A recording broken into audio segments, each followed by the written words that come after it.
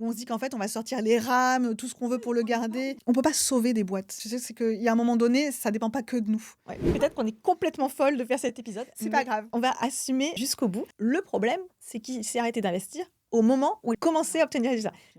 Grosse frustration d'ailleurs, je me Énorme souviens. frustration. Le coup d'être dans ce type de relation, ah oui, il est réel. Enfin, au niveau de la charge mentale, il y a le côté très anxiogène aussi. Ouais, de pourquoi ça marche pas.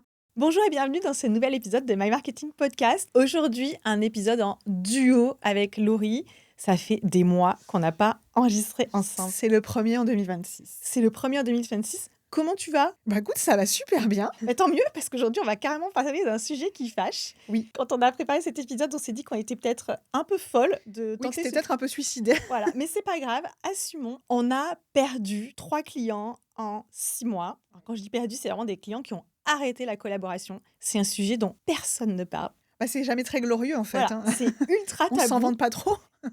Alors, on va pas s'en vanter, mais on va quand même en parler parce que pour en avoir discuté avec des clients ou d'autres personnes qui ont des entreprises, en fait, c'est un truc qui arrive à Tout le monde. tout le monde. Ça fait partie de la vie d'une entreprise. Mais c'est vrai que quand on ouvre les réseaux sociaux, YouTube, les podcasts, on va toujours te parler des super succès, de tout ce qui se passe bien, et beaucoup moins de ces De moments. l'envers du décor et du fait que parfois, on perd des clients. Il y a des clients avec lesquels la collaboration s'arrête. Et pas seulement parce que le contrat s'arrête, c'est simplement que, en tout cas, ils ne se renouvellent pas. Exactement. Donc aujourd'hui, on va parler de ça. Et puis, on a décidé de prendre ces 3 cas parce qu'en fait, il y a eu des raisons très clairement identifiées qui ne sont pas les mêmes. Et on va analyser, on va faire des post-mortem. On verra ce que ça va donner. Peut-être qu'on est complètement folle de faire cet épisode. C'est pas mais grave. On va assumer jusqu'au bout. Et déjà, la première chose que je voulais voir avec toi, c'est que finalement, on parle souvent du coût pour un client de faire appel au mauvais partenaire, à la mauvaise agence. Coût qui est réel, je ne minimise pas. Nous aussi, ça nous est arrivé de faire des mauvais choix et le coût en temps ou en argent est réel. Mais ça a aussi un coût pour l'agence. Alors, moi, juste un point, je dirais pas que c'est un mauvais choix. Je dirais juste que c'est comme dans une relation, ça peut être un très bon choix au début, et puis la relation, elle évolue pas de la même façon, ou elle évolue tout simplement, et il y a des difficultés qui arrivent, tout simplement, et la relation se détériore. Le niveau de satisfaction n'est plus... Enfin, voilà. Ne spoil pas, ne Voilà. spoil. Non, c'est pas ça. Ce que je veux juste dire, c'est que à la base, quand on a commencé à collaborer, c'était pas un mauvais choix. Voilà, Ok. c'est plus là-dessus. Ok, mais le coût, il est quand Mais même le réel. coût est réel. Le coût d'être dans ce type de relation, ah oui, il est réel. Enfin, clairement, au niveau de la charge mentale, au niveau de la contrariété, voire même du côté De la perte de temps. de la perte de temps et le côté... Alors, moi, je suis beaucoup dans l'émotion aussi. Il y a de la perte de temps, mais il y a le côté très anxiogène aussi. Ouais. De pourquoi ça marche pas, pourquoi on ça n'arrive marche pas à ce que ça marche. Je pense que toi, comme moi, je me remets beaucoup en question. Est-ce que, est-ce que je suis à la hauteur? Est-ce que ça vient de moi? Alors qu'en fait, la vérité, c'est que c'est rare que ça vienne que d'un côté ou que de l'autre. Mais il y a des circonstances qui sont plus du fait de l'un ou du fait de l'autre. Tu parles que du coût émotionnel. Moi, je vais quand même aller sur le coût de la rentabilité. Pour en avoir discuté il n'y a pas très longtemps, peut-être un mois, avec un client qui fait absolument pas du tout ce qu'on fait puisqu'ils sont dans le logiciel. Donc, tu peux te dire, ils vendent des licences finalement. Ça Tranquille. engrange, tu scales selon l'expression consacrée. Et finalement, en fait, il me disait que sur certains comptes clients, ils ne sont pas rentables. Tout simplement parce que ce sont des clients qui extrêmement demandent, jamais satisfaits. Oui. Et pour lequel tu peux te mettre en 4. oui, mais du coup, ça dégrade la rentabilité. Ce sont des comptes clients qui ne sont pas rentables, mais qui sont là depuis quand même des années, avec un niveau d'insatisfaction qui probablement est relativement élevé. Mais bon, ça, on va dire que c'est de leur côté. Et la situation perdure. Donc, il n'y a pas que ce coût émotionnel quand tu vends certains produits. Nous, évidemment, on a interaction directe avec nos clients, mais dans certaines entreprises, ils n'ont pas cette interaction directe. Je pense notamment au logiciel SaaS ou au logiciel en général. Mais il y a quand même le fait que c'est pas rentable. Je suis d'accord. C'est pas rentable. Tu vas passer beaucoup de temps à faire, refaire pour ne jamais obtenir satisfaction. Exactement. On va te demander X réunions en plus pour finalement que ça n'avance pas. Et je suis d'accord avec toi que le coût, il est réel. Donc, on va distinguer quand même aujourd'hui qu'est-ce qui relève des cas qui sont vraiment, on va dire, des échecs, on va dire des arrêts de collaboration. Des arrêts de collaboration. Qui ne sont pas forcément de notre fait. Enfin, on va dire... 50-50. 50-50. Ou des fois, c'est pas que tu provoques les choses, mais tu n'évites pas qu'elles voilà, tu ne les évites pas non plus. De vraiment, la mission est terminée et le client part, ne revient pas forcément, il n'y a pas de fidélisation, mais ça, c'est un cas à part. On ne va pas traiter ce cas-là parce qu'on estime que ça peut faire partie de la vie. On vend une fois et derrière, il n'y a pas de revente. Bon, parfois, ça ne veut pas dire qu'il y a arrêt de collaboration, c'est juste que la mission est terminée. Là, la mission n'était pas terminée, elle a été interrompue pour les raisons qu'on va évoquer. Ça fait mal de le dire comme ça. Et oui, mais Est-ce qu'on fait bien de faire cet épisode? Non, je rigole. Après tout... on le fait jusqu'au bout. Non, on le fait jusqu'au bout. J'ai dit que je jouais le jeu. Alors le premier cas qu'on va évoquer, la première rupture, appelons-le rupture client qu'on va évoquer aujourd'hui, l'explication quand on a analysé ça, c'est que finalement, il y avait une inertie décisionnelle. C'est-à-dire qu'il y avait peu de décisions qui étaient prises et surtout, elles étaient prises trop tard. Toujours trop tard. Ce qui fait que, je vais faire un petit peu l'historique. Donc, une très belle PME, plusieurs millions d'euros, on fait Le chiffre d'affaires. plusieurs millions d'euros de chiffre d'affaires, bien sûr, mais finalement pas de marketing qui avait été, ou du moins de manière opportuniste. C'est du coup pas plusieurs millions de budget marketing. Non, Voilà. non, peut-être C'était ça, là où je voulais en ça, on va venir. l'évoquer d'ailleurs. Mais la partie stratégique est faite, on refait le positionnement, on refait les offres. Là, jusque-là, tout va bien. Hyper content, hyper satisfait. On arrive vraiment à traduire l'ADN. On transforme ça en plan d'action très clair et assez simple au final, parce qu'il n'y avait pas de ressources commerciales dédiées, donc on ne pouvait pas non plus aller Lâcher les chevaux. lâcher les chevaux surtout. Il fallait quand même être raisonnable, ou du moins c'était phasé. Donc jusque-là, tout va bien. On refait un site internet parce qu'il n'y en avait pas, ou du moins le site internet. Non, il y en avait un, pardon. Mais plus de leads entrant sur le site internet depuis 2 ans, je crois. Ah, quand même. Enfin, ils avaient des spams, donc ça ne compte Ce pas. ne sont pas des leads. Ce ne sont pas des leads. 0 lead entrant sur le site depuis plus de 2 ans. Et surtout, des clients qui venaient principalement par le bouche à oreille et la recommandation, mais pas par de la découverte autrement. Pas par Google, pas je vous ai vu quelque part, rien du tout. Donc, le site internet prend déjà beaucoup de temps à être fait pour la simple et bonne raison que les process de validation sont longs. C'est-à-dire qu'on a du mal à obtenir des réponses, du fait peut-être probablement d'un manque de structure dans Peut-être l'entreprise. qu'ils changent d'avis aussi. Pas trop. Non, D'accord. ça va. Tu vois, j'étais Non, mauvaise langue. Pour le coup, il n'y avait pas trop. Non, il n'y avait pas de changement d'avis. Et je tiens à dire qu'une équipe très agréable, il n'y avait pas de problème de personnes, des D'accord. gens sympas qui avaient envie, mais qui étaient freinés par le fait qu'ils n'arrivaient pas à dégager du temps pour valider certaines choses. Donc déjà, le site internet met trop de temps, à mon goût, à sortir. Mais il sort quand même, en octobre d'ailleurs. Et là, en un mois, parce que normalement, je ne vends pas d'ailleurs, ceci, on va le dire, Oui, voilà, c'est c'est pas un une résultat promesse. obtenu, mais ce n'est pas une promesse qu'on peut faire. Mais au bout d'1 mois, ils commencent à obtenir des leads qualifiés par le site internet, alors qu'ils n'en avaient plus vu depuis 2 ans, plus rien du tout. Beau résultat, De par contre. très beaux leads qui arrivent Et par le site encourageant. internet et qui les découvrent par internet, par les LLM, Oui, par je me ChatGPT souviens. notamment, et qui décrochent le téléphone. C'est-à-dire que ça génère des appels téléphoniques aussi, parce qu'en fait, ils sont sur un segment, ils ont Où les des gens cibles appellent. qui téléphonent. Ce qu'il y a, c'est que ces premiers résultats arrivent tard dans la collaboration. Ils arrivent que plusieurs mois après le début, parce qu'en fait, on a mis trop de temps à pouvoir mettre en place les actions. En parallèle, on avait commencé quand même des actions où on avait recommandé de la prospection, mais malheureusement, Le sujet douloureux. alors déjà, la prospection en cold email avait donné des rendez-vous, mais qui avait du mal à être suivi par l'équipe. Et après, quand l'équipe a dû prendre le relais, en fait, il n'y a pas eu de relais sur la partie commerciale. Or, comme on parle quand même de contrats à plusieurs dizaines de milliers d'euros, Oui, ça eh se vend bien, pas directement. voilà, ça ne se vend pas directement. Et donc, en fait, il y avait un gros manquement sur la partie commerciale. Tourne et retourne, le client dit « J'ai beaucoup investi, je n'ai pas de retour sur investissement, j'arrête. » Sur le papier, c'est vrai. On va pas se mentir, sur le papier, c'est arrivé très tard. Le problème, c'est qu'il s'est arrêté d'investir au moment où il obtenait des résultats, où il commençait Ouais, à obtenir des je résultats. me souviens. Grosse frustration, d'ailleurs, je me Énorme souviens. frustration parce que toi, de ton côté, tu sais que c'est le moment où il faut continuer, où Faut il pas faut, baisser les bras, clairement. où il faut que l'équipe commerciale prenne aussi sa responsabilité. Je ne leur mets pas du tout sur le dos parce qu'il n'y a pas vraiment d'équipe commerciale, on va dire que c'est l'équipe interne. Mais ça, honnêtement, j'ai un client en tête, mais c'est une situation qui s'observe reproduit, mais très souvent. je pense que s'il y a des agences qui nous écoutent, elles savent très bien de quoi on parle. Et même si vous n'êtes pas une agence marketing, si vous êtes dans un tout autre domaine, vous accompagnez les clients, vous savez que vous connaissez votre métier et parfois, il faut juste plus de temps. Il ne faut pas s'arrêter à ce moment-là. Bref, donc c'est l'analyse qu'on en fait, c'est qu'en fait, il y a eu un problème de timing dans les décisions. Les décisions et les validations étaient trop lentes à venir, ce qui a décalé l'arrivée des premiers résultats. Et du coup, quand les premiers résultats sont arrivés, c'était terminé. On ne pouvait plus investir.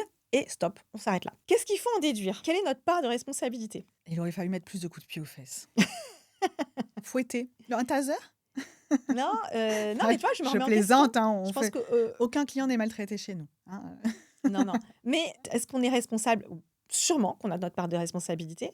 Moi, avec le recul, je dirais qu'il y a probablement eu trop de négligence dans le sens où moi, je pensais sincèrement que ça avançait plus vite en interne et c'était pas le cas. Oui, Maintenant, on peut pas tout contrôler.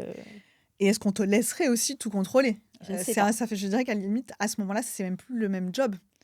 Tu interviens sur un autre domaine qui n'est pas le périmètre qu'on t'a confié non Alors, plus. quand même, ce qui me fait, ce qui contraste et nuance, c'est qu'on est toujours en contact avec ce client. Il ne faut pas croire, ce sont des gens excessivement intelligents qui savent très bien ce à quoi sert quoi, ils savent très bien gérer un budget, mais il n'y a pas de rupture. Il y a une rupture momentanée, pour Oui. moi, mais c'est pas dit que La ça porte n'arrêterait n'est pas. pas complètement La fermée. porte n'est pas fermée.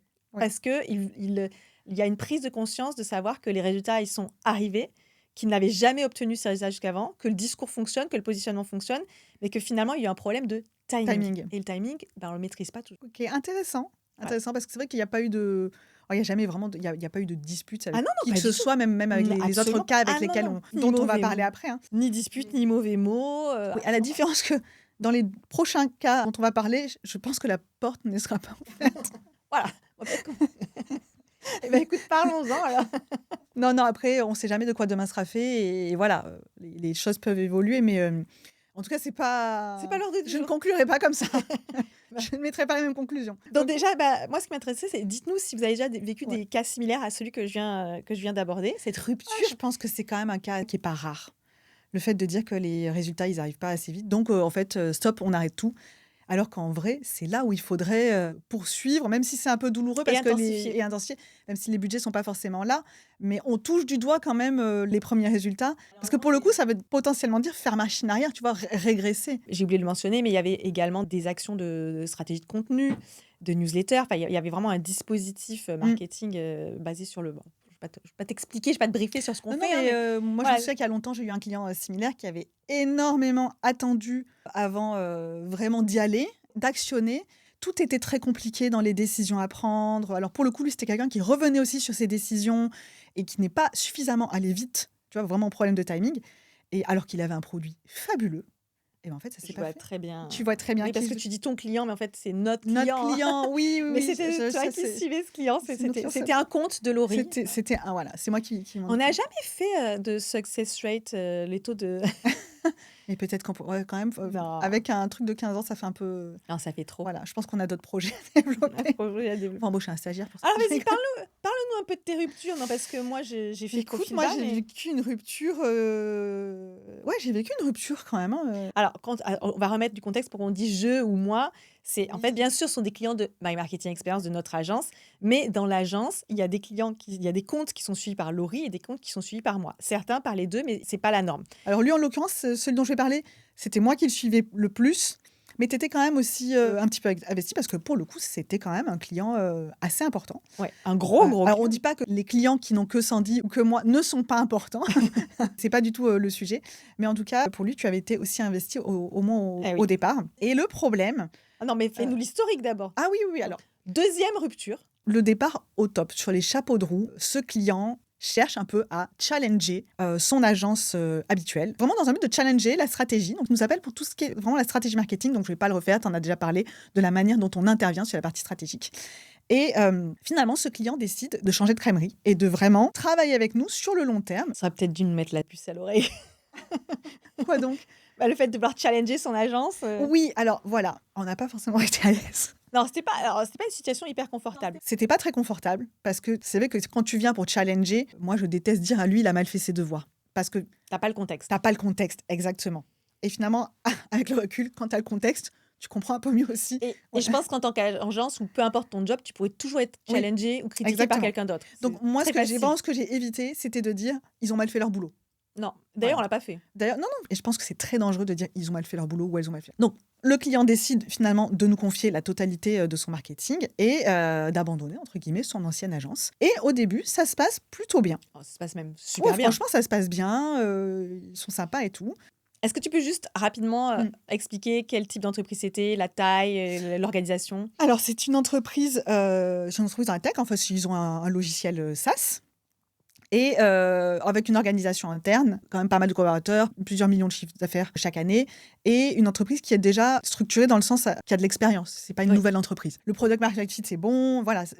Tout ça, ça a été déjà dépassé. Ils sont déjà installés depuis au moins une dizaine d'années, si ce n'est même un peu plus. Donc il y a un product owner, mais vraiment le marketing en lui-même, dans l'entreprise, il y a personne qui est dédié au marketing, et la personne qui devrait s'emparer du sujet n'est pas forcément là. Et du coup, c'est une personne qui a été nommée en charge de recruter l'agence et de chapeauter tout ça. Mais cette personne en elle-même n'est pas forcément voire même n'est pas Du tout du un tout profil marketeur. un profil marketeur. Il y a il y a quelqu'un au product marketing, par contre. Oui, mais qui en a déjà jusque-là, voilà, qui est déjà bien occupé, hein. Mais par contre, qui a une vraie fibre marketing. Et qui est très compétent. Voilà, il y a des sales, il y a tout ce qu'il faut. Et donc, évidemment, nous, pour déployer le plan d'action qu'on avait préparé, eh ben, on veut parler à l'équipe de vente, hein, tout simplement, qui a été recrutée, en fait, effectivement, entre-temps. On veut parler aux product owners, on veut parler à toutes les personnes qui pourraient être intéressantes pour nous. Et là, je me rends compte que, en fait, on me met des barrières. Je ne peux pas parler à la personne, les rendez-vous sont décalés. On me dit non, ça, c'est nous qui nous en occupons.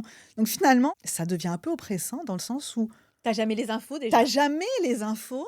Quand tu les as, elles sont contradictoires. Quand il y a des décisions qui peuvent être prises lors des réunions, parce qu'on avait une équipe de partenaires avec. Oui, on avait monté toute une équipe. On avait monté toute une équipe. Il y avait un gros travail Voilà. de supervision, de beaucoup de supposées prises de décision qui ne se prenaient pas. C'est ça. Et finalement, les décisions sont prises pendant la réunion. Et en fait, Il n'y a rien qui fait. quand tu disais, voilà, on a décidé en réunion, est-ce qu'on peut se voir pour en parler, pour l'implémenter? Ah non, c'est beaucoup plus complexe que ça. On va pas pouvoir le faire. Genre pas avant le prochain trimestre ou semestre. Donc en fait, on nous disait oui d'un côté, on nous disait c'est pas possible de l'autre parce qu'il y avait une cacophonie pas possible. Même dans le contenu de la mission qu'on était supposé faire, la personne qui nous avait recrutés dans l'entreprise n'avait sans doute pas très bien compris ce qu'il avait acheté non plus, tu vois.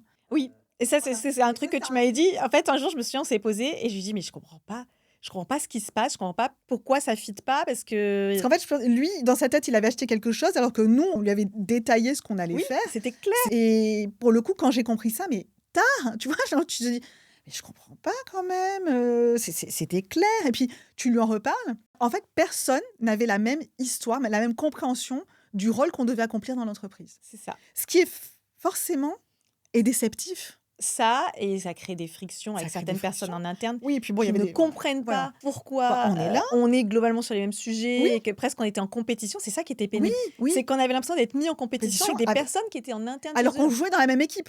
C'est clair. Et je me souviens de ce jour où finalement tu t'es retrouvé à parler avec la principale personne avec qui tu pensais Oui. qu'il y avait un problème. Et en fait, elle était de ton côté. Et c'est juste qu'en fait, ils n'avaient pas eu la même histoire, ils n'avaient pas eu le même son de cloche, ils n'avaient pas eu la même idée de la mission qu'on était supposé faire. Et finalement, à travers ce défaut de communication interne et de compréhension de la mission, de la manière dont on allait intervenir, Ah, c'est devenu un bordel innommable. forcément, c'est devenu mais chaotique au possible. Ah oui. À tel point que, clairement, ça n'était plus possible d'avancer. C'était plus possible d'avancer. Alors moi, j'avais quand même proposé une solution en disant, OK, on remet tout à plat, on fait table rase et on repose tous ensemble le cas, mais que tout le monde soit autour de la table à ce moment-là. Et bon, c'est pas passé. J'ai proposé, par contre, j'ai fait tout le plan d'action. Et puis après, ils ont pas reconduit. Ouais. Bon, c'est vrai que c'est un peu une frustration, Ouais. mais ça fait partie, je dirais que ça fait partie du jeu. Moi, ce que Oui, je mais re- par contre, c'était un soulagement. J'avoue qu'à la fin, moi, Voilà. j'en pouvais plus. je retiens surtout que c'est trop stressant, c'est trop... C'était Tu as politique l'image derrière. où tu as le numéro de téléphone qui s'affiche et où tu as mal au ventre. Ah c'est oui, marrant mais parce que ce qui était clairement le cas. Hein. tu vois, ça, j'en ai parlé avec plusieurs personnes, du truc du téléphone et tu as la boule au ventre. Et en fait, c'est tellement commun. Ça marche aussi avec le mail, le destinataire. Quand tu vas arriver, tu fais qu'est-ce qui se passe encore? C'est tellement commun. Alors moi, j'ai entendu des histoires vraiment pires. Là, je veux dire que ça fait partie de la vie d'entreprise, honnêtement, ça va. Mais j'ai entendu des histoires vraiment pires que ce cas-là, J'ai pas envie de les vivre. avec des insultes. Non, il n'y a pas eu d'insulte. Non, il y a jamais eu C'est d'insulte. toujours resté très cordial. Ah. Alors, il y a eu de la tension, mais Oui. il n'y a pas eu d'insulte, il n'y a pas eu de dispute, il n'y a pas eu de... Il n'y a voilà. jamais eu de mauvais mots, il n'y a jamais eu de volonté de nuire, du tout. En revanche, c'était décevant parce que c'était un client avec qui la mission en elle-même, celle qu'on aurait dû mener, Ouais. et l'équipe, moi, franchement, je me suis éclatée une bonne partie parce que ça n'a pas été le cauchemar tout du long. Non, C'est moi, arrivé petit à petit, les moments d'incompréhension et de flottement, en se disant qu'est-ce qui se passe? Mais par contre, ça a été vraiment très bien au départ. Ils ont mis quand même beaucoup de temps à nous dire c'était pas ça qu'on attendait. C'était genre au bout de 6 ou 8 mois quand même où tu dis bah ok mais pourquoi tu l'as pas dit avant? Mais oui, alors quand enfin, on se parlait hyper alors qu'on souvent. se parlait souvent.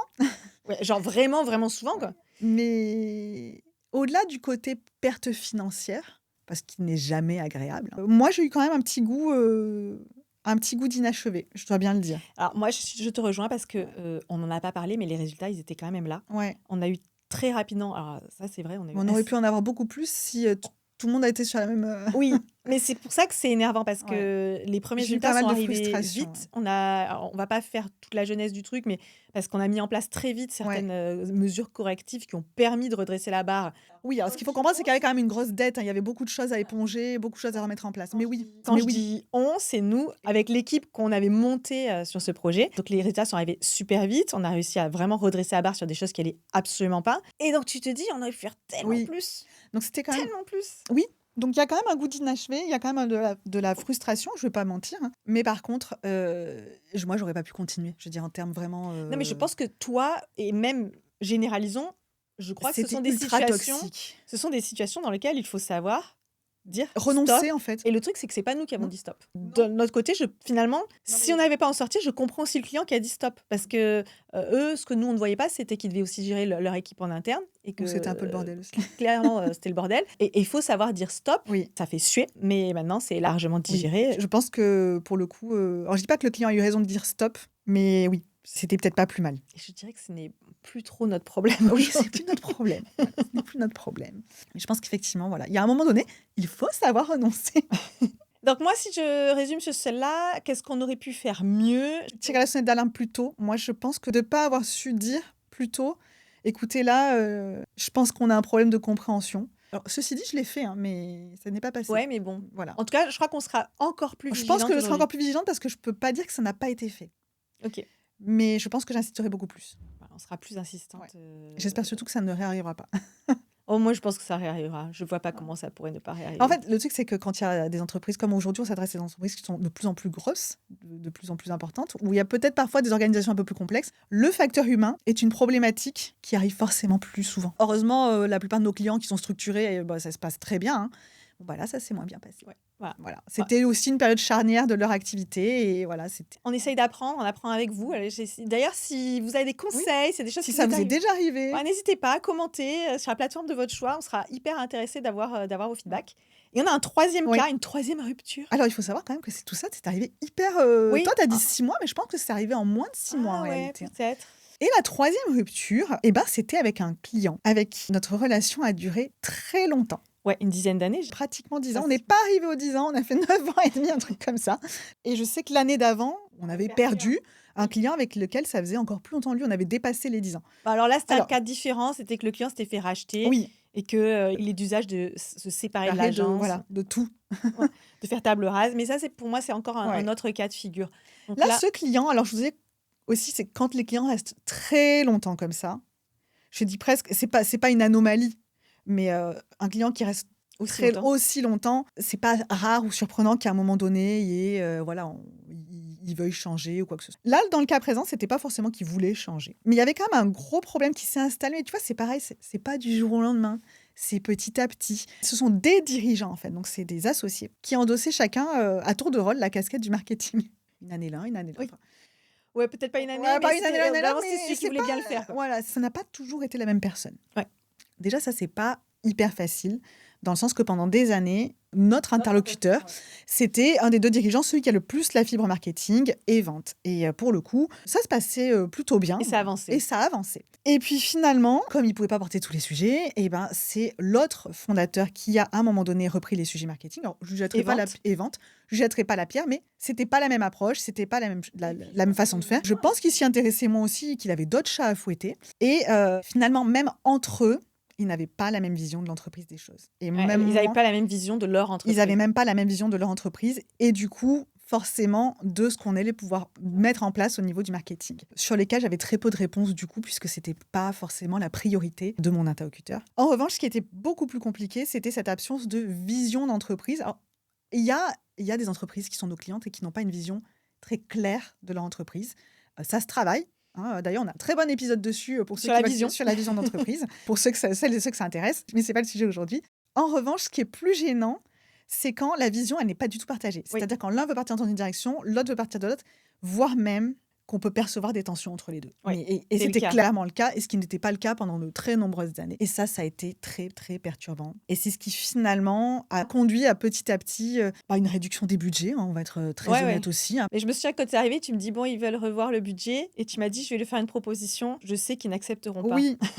Oui, parce que, pour remettre du contexte, comme c'est un client qui est ancien, c'est aussi un client qui était là... Je dis pas pratiquement depuis le départ, mais on était quand même plus au début qu'aujourd'hui, hein. Et on a quand même traversé ensemble des épreuves. Oui, sur tous les leurs. Surtout les leurs.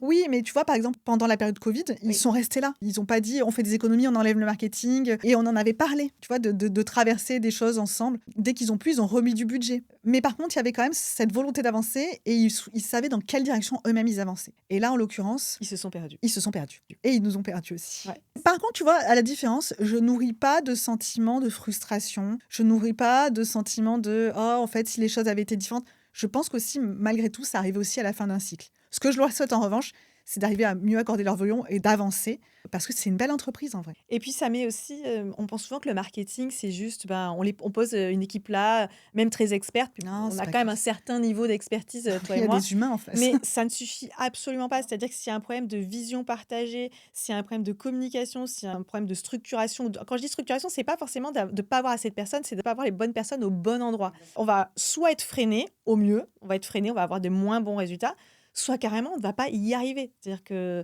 si les décisions sont Oui. trop tardives, si les décisions sont contradictoires, et ben en fait, ça ne va pas fonctionner. Donc, croire que le marketing est autosuffisant et on peut juste le plugger ou le brancher avec les autres. Mais c'est pas juste une brique qu'on va balancer comme ça en disant c'est Non. bon, j'ai ajouté un peu de RAM et mon C'est ordinateur va aller plus vite. Tu C'est vois. trop stratégique. Enfin, Oui. nous, on intervient à quand même des niveaux stratégiques Oui. pour l'entreprise. Et du coup, s'il n'y a pas ce socle, ben, soit on va moins performer, mais en sous-régime, soit carrément pas du tout performer. Après, c'est pas toujours qu'une question d'investissement financier, Ça arrive, budgétaire. ça en Ça fait arrive, partie bien quand sûr même. que ça en fait partie. Mais il y a aussi la notion d'engagement. C'est est-ce que je J'en veux, fais une est-ce priorité. que j'en fais une priorité? Et je dirais même que si tu n'en fais pas une priorité mais que tu mets du budget, oui, ça marchera mieux parce que quand il y a Ça du marchera budget, quand même mieux. ça marchera quand même mieux. Mais Ça ne sera pas suffisant. ça ne sera pas suffisant pour avoir les meilleurs résultats que tu puisses obtenir. Après, si je devais en tirer des leçons, je pense que c'était délicat. J'ai essayé de le dire, mais c'est délicat quand tu es en plus à l'extérieur de te rendre compte, tu vois, quand tu as des potes qui ont des problèmes de couple, tu sais que tu as un dîner, tu vois le truc, Ouais. et toi, tu vois que en fait, Oui, ça va pas. que ça va Presque, pas. il y a que Mais qui par ne contre, savent pas. voilà, je te dis, il y a peut-être que qui le savent pas, et tous les autres convives autour de la table ne semblent pas s'en apercevoir. Ok. Ouais. C'est délicat d'aller dire, et vous êtes sûr que ça va bien dans votre couple Oui. parce que moi, je sens quelques tensions. Ben, j'en étais un peu là à me dire, moi, je m'en aperçois, mais qui je suis, entre guillemets, pour aller leur dire. Donc, je leur ai plutôt parlé en disant par rapport aux décisions et tout. Mais si tu veux, j'avais plus l'un d'un côté qui me dit oui, qui râlait. Ouais, qui râlait. Pas qui râlait sans baver non plus, mais qui montrait qu'il y avait un peu d'insatisfaction.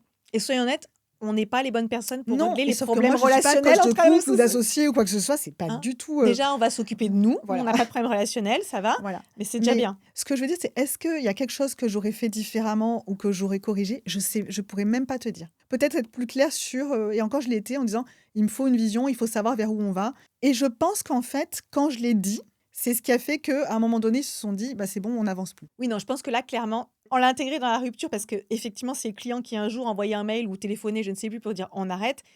Mais on savait et on a un peu pris les décisions Oui. pour que ça se passe comme ça. Ouais. On a juste, voilà, c'était élégant. Oui, et en plus, je lui souhaite que. Enfin, Ah bah bien sûr, on leur souhaite que ça. Voilà, je leur souhaite que ça se poursuive bien. Je veux dire, on ne veut pas du mal à nos clients qui nous ont laissés. Non, non, absolument pas. Non, non, mais Mais il y a- parfois, on a un peu plus enfin, Mais voilà, le but de cet épisode, c'était d'essayer alors déjà de de partager, dédramatiser. de voir que c'est très normal, que ça arrive, même au meilleur. C'était pas les premiers qu'on perdait non plus. Non, mais là, rassembler dans une fenêtre temporelle, Oui. on va dire, et d'essayer d'en tirer des conclusions. Donc, moi, je serais vraiment hyper curieuse que vous nous partagiez aussi si vous avez vécu. On est entre nous, vous voilà. pouvez nous le dire. Personne le lira. Personne ne lira, Vous c'est pouvez le confiant. mettre sur YouTube.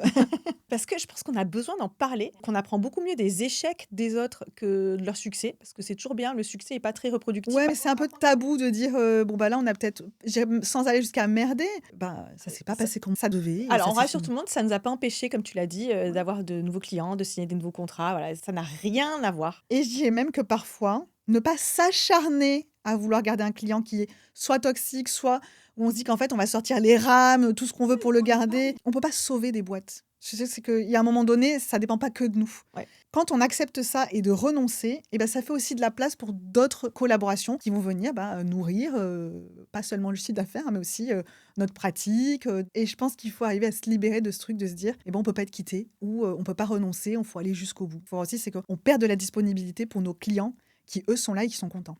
Ouais. Et pour les nouveaux qui arrivent. Et pour les nouveaux qui arrivent. On va rester sur ces mots pleins de sagesse. Il faut vraiment qu'on fasse plus d'épisodes ensemble. Oui. Tu es tellement inspirante. Toi aussi. Tu es mon modèle. Est-ce que tu aurais un podcast que je peux écouter? Sandy, où est-ce qu'on peut te retrouver? Écoute, vous pouvez me retrouver sur LinkedIn, sur My Marketing Podcast, sur notre newsletter 8h8 et je crois savoir qu'on peut te trouver au même endroit. Écoute, je pense aussi. Merci beaucoup de nous avoir suivis. Et si vous avez aimé cet épisode, vous pouvez vous abonner, le partager peut-être à quelqu'un une entreprise, un dirigeant ou Qui une vient de dirigeante perdre un client. qui vient de perdre un client et qui est vraiment dégoûté. Partagez-lui, ça lui fera du bien. À très bientôt.